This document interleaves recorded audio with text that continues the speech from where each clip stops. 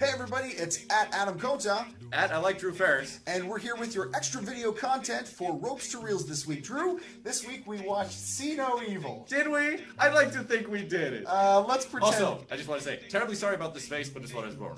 Continue. There you have it. Drew's not one for video.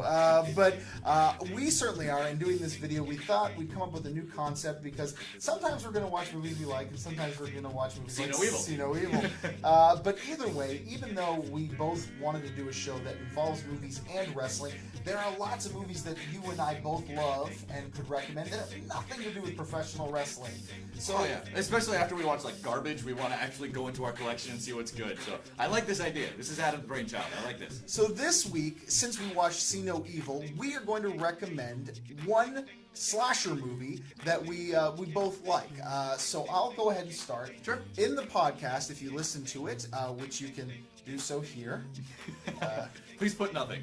Please put nothing there. Fair enough. You got it. I will. No, but do check out the Facebook page. The Facebook page, all that stuff. Check it out and have a listen to it. You'll know that I talked about how Kane's first kill in the movie reminded me of Leatherface. Yes. So my recommendation for a film, if you've never seen it, is the Texas Chainsaw Massacre, the first one from the 70s. Very specific. There are be the first. Well, there's been a lot of them out there. Some better than others, and probably the original is the best one. Shot in an exploitative style from director Tobe Hooper. It's really creepy.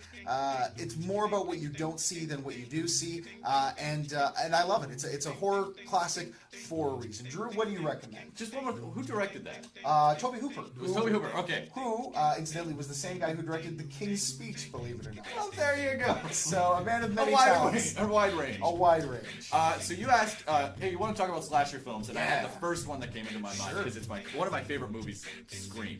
Oh. I love Scream because it was one of my first movies into horror, and it's not really a horror because it also plays with a meta narrative, and there's a lot of comedic elements, and the twist is so over the top, so stupid that it shouldn't fit, but it works. The rest of the movie is stupid.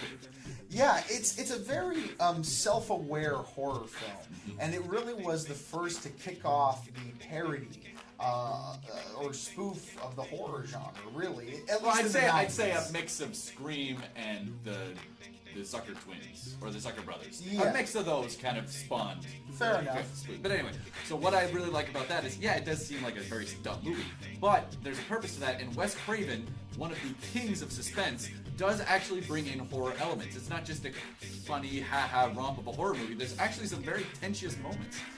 A movie where Wes Craven basically makes fun of himself in a lot of other films. So it shows you his range there as well. So there you have it. Sorry, go ahead. I was just saying, in my opinion, he also does the sequels, and they're just as good. Yeah, I agree. I like the Scream series as well. So there you go. Two great slasher films to get the taste out of your mouth if you went and saw See No Evil, The Texas Chainsaw Massacre, and Scream. So until next time, I'm at Adam Kota. And I like Drew Ferris. And that's a wrap on your extra content video.